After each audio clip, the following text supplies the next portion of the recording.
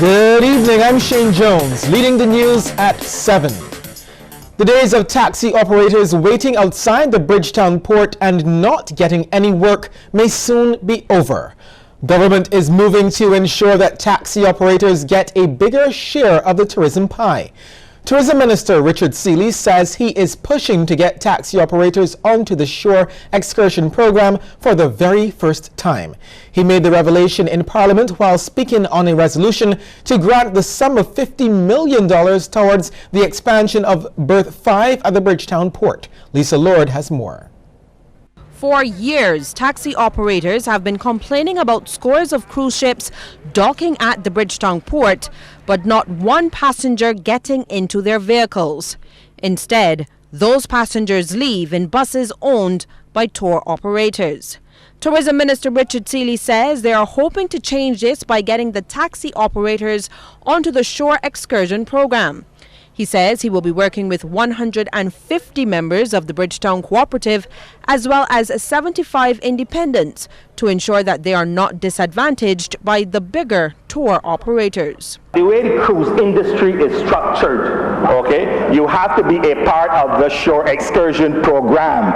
And those large tour buses, as you put it, yes, they fly up to Miami, they pay the $25 million insurance policy that's required with Aon, and they get on the shore excursion program. We have to work with the co-ops now to get them on that program, and we have committed to doing it. We've also committed to making the necessary adjustments so that the parks inside the port, they've said they wanted 2 parks, and we have assured them that they will get it. Things are happening for the taxi operators. As it relates to berth 5, Mr. Seeley says it has contributed significantly to the level of home porting, which is currently at its highest level ever. He also pointed to the economic impact of home porting versus cruise ship arrivals. Because the vessel has to be provisioned in Barbados, so naturally our suppliers benefit. There are opportunities for producers as well, those who may be providing goods and services.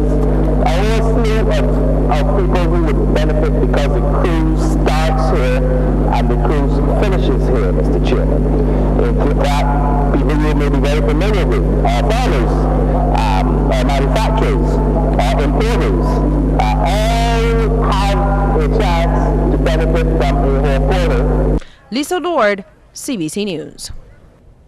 We apologize for the audio of that extract. Opposition Barbados Labour Party MP for St. Joseph Dale Marshall called for greater transparency into the awarding of contracts at the Bridgetown port. He suggests the ruling administration is going against pledges in its past manifesto. This manifesto is a document of this House, and it has the face of a man named David Thompson, now of blessed memory, on it. The initials on it are DLP. It says that good governance is equitable and inclusive. Now, pardon us on this side, because we obviously did not understand what was meant by any of these words. Because from our side, equitable and inclusive would suggest a suite of arrangements where multiple people have the opportunities not only to bid, but to seriously expect to be able to benefit. Minister of Housing and MP for St. Lucie, Dennis Kelman, subtly promoted the Northern Parish as the ideal location for major development projects like a sea or airport. Mr. Kelman, who rose in support of the resolution, suggested that if Barbados is serious about home porting, there should be an alternative. The timing is right, and I look forward to the day when we recognize that we have outgrown our capacity and that we are not maximizing the returns, and we have reached a stage, if we are not careful, that we will now be getting diminishing returns from our port, and that the time is right for us to move on and have an alternative. Because of the competitive world that we are living in, we have to start looking for another port. Minister of Health John Boyce says Barbados has to do away with the notion that privatization is detrimental to workers and labor. He says there will be opportunities for privatization that can be looked at. It is not that, because it depends on the conditions that are negotiated. Conditions can be negotiated in any privatization contract that takes care of those issues. Governments all over the world are getting smaller.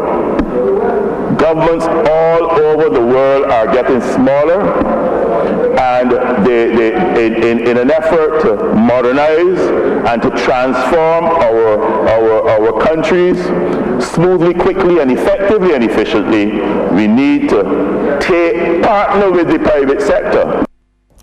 Mr. Boyce noted that contrary to the views of the opposition, the Democratic Labour Party has a government to run. An opposition member of parliament says the Barbados Labour Party is in no way opposed to the privatization of state assets. MP for St. George North, Glenn Clark, says it must, however, be done by making sure the process is transparent. I have always made the point that we have to be here for the next generation. We just cannot sell off everything and leave that generation out to sea. That we have to be careful of whatever we do.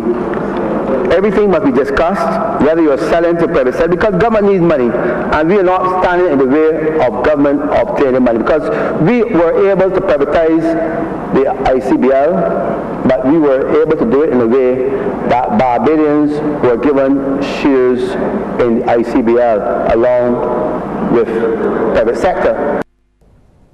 Minister of Culture Stephen Lashley says there has been significant growth in cargo since the expansion of Berth 5. He says its expansion will safeguard the future of Barbados.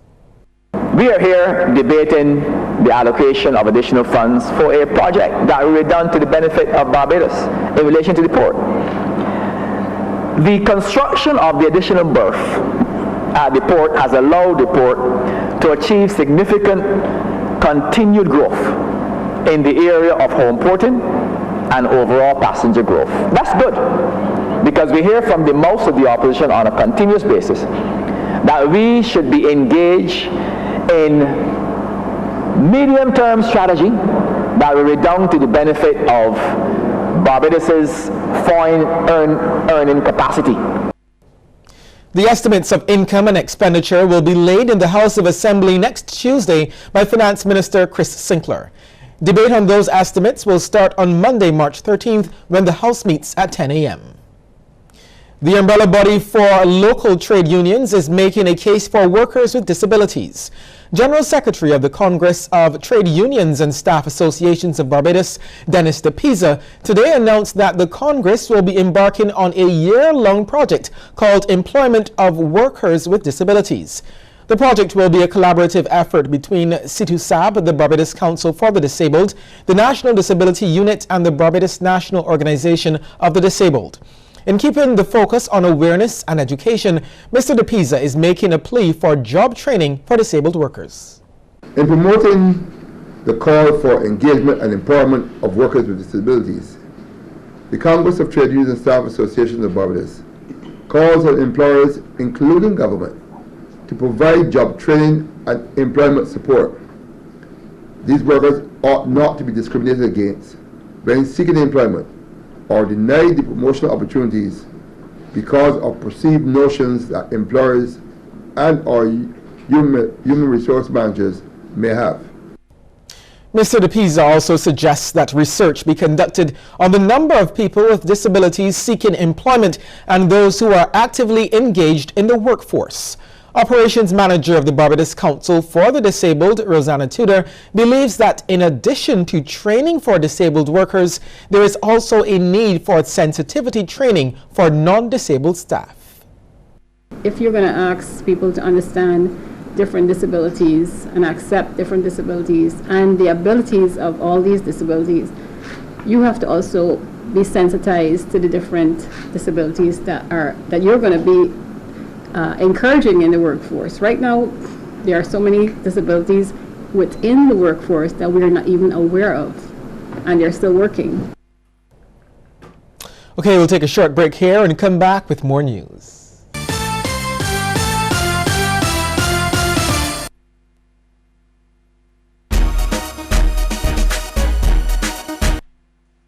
Don't let your data experience slow you down.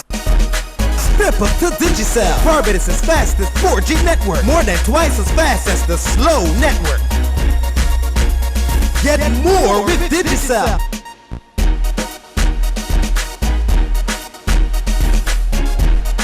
Digicel, the fastest 4G network in Barbados. Dial *153 # to sign up to Digicel today.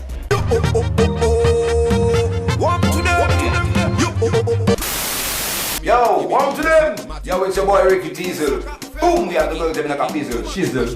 Friday, March 31st, give me soca, bacchanal on the beach, it's gonna be crazy. Boom, and I'm gonna be there. Freaky girl, that we love. Y'all bend up, you thing on fire. Boom, boom, you thing on fire. Y'all bend up, you thing on fire. Freaky girls, give me soca, bacchanal on the beach, I'm gonna be there. Crazy. 98.1 The One is a proud sponsor of Guinea Soca. Need affordable motor insurance? Get up to 30% off plus additional discounts for new and used vehicles. Call 436-6200 or log on to beacon.co.tt. Where you need us, when you need us.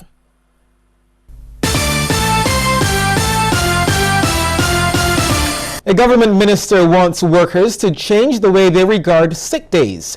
Labour Minister Dr. Esther Bayasuku says some people abuse the system.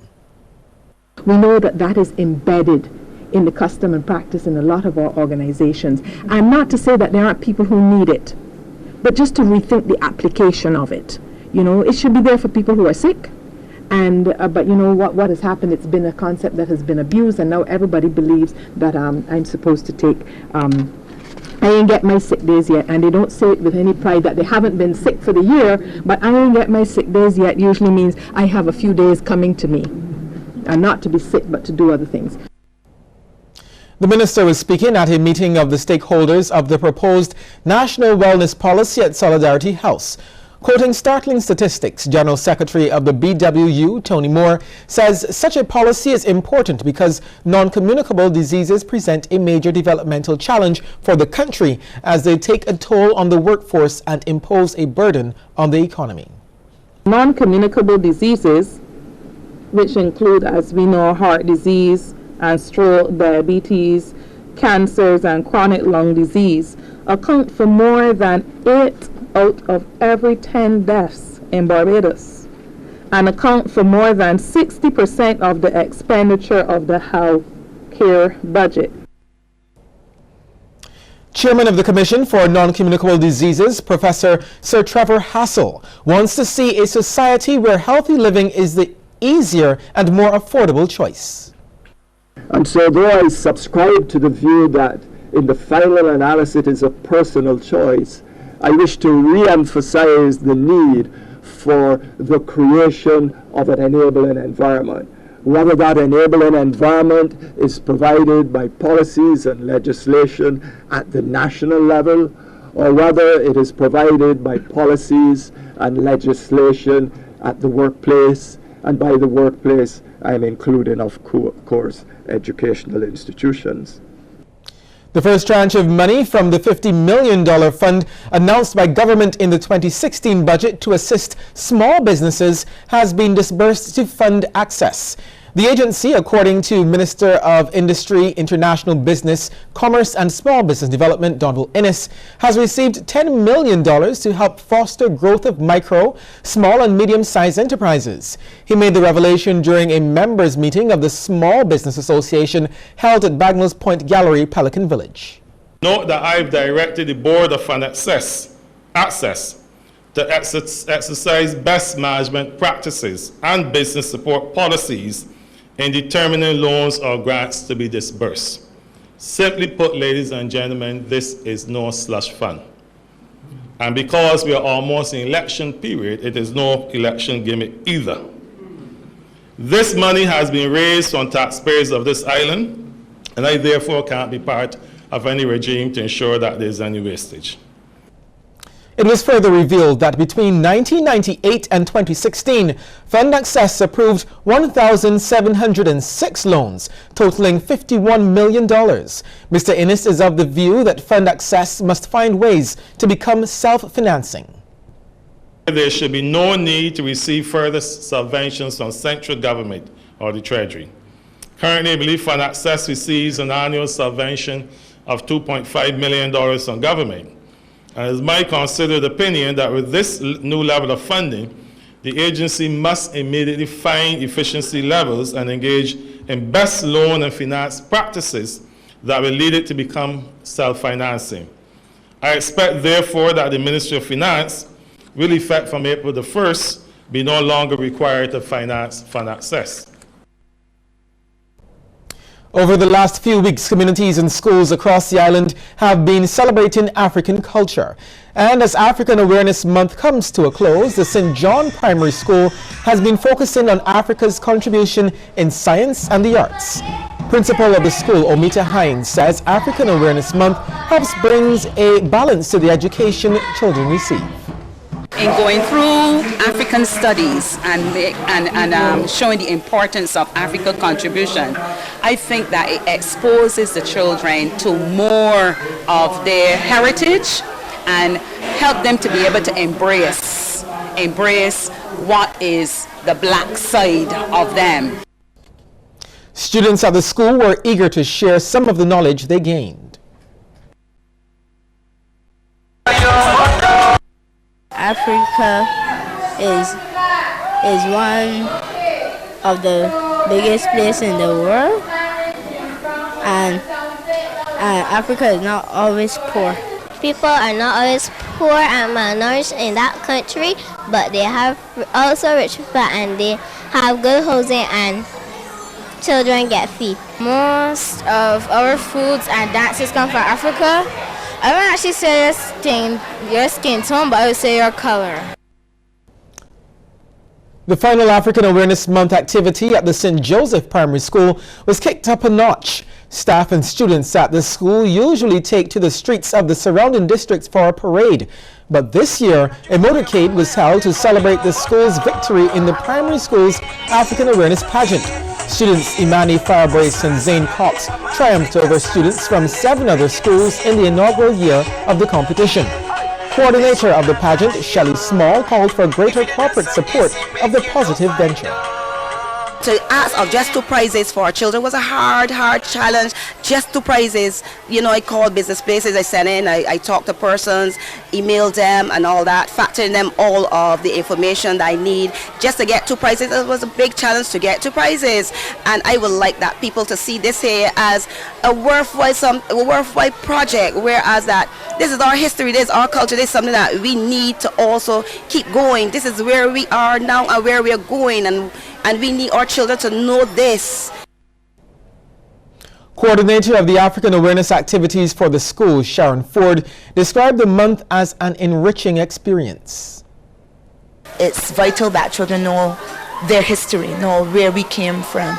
And I think if you have that knowledge, then it helps to drive what you need to do, where you need to go in terms of a person, in terms of a people, in terms of a nation. A more than $100,000 donation to the Queen Elizabeth Hospital's pediatric department now means some much-needed comfort for some of that facility's sickest patients. Lisa Broom tells us more. It is not only the sun or the sea that call us again and again.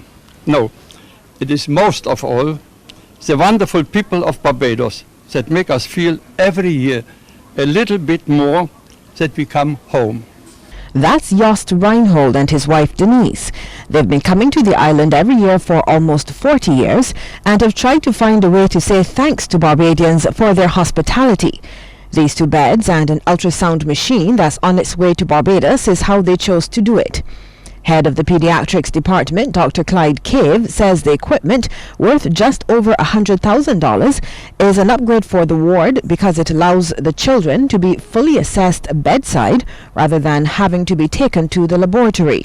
One of the big things that we have in medicine now is resistant organisms to antibiotics. So infection control and cleaning surfaces is very important. They're developing new and newer surfaces, and one of the special advantages of the particular surfaces on this crib is that it will impede bacterial growth, so it would make it easier and more efficient to keep sterile.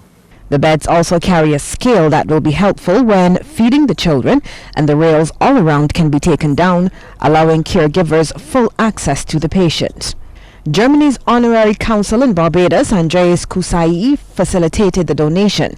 He says the Reinholds were very specific about how they wanted to help. Certain projects didn't meet their requirements, and then finally I got in touch with Dr. Dexter James, whom I have met on a different project a couple of years before, and he brought in Dr. Clyde Cave and said there's something we could do here, and we came finally to the conclusion that that's the best project.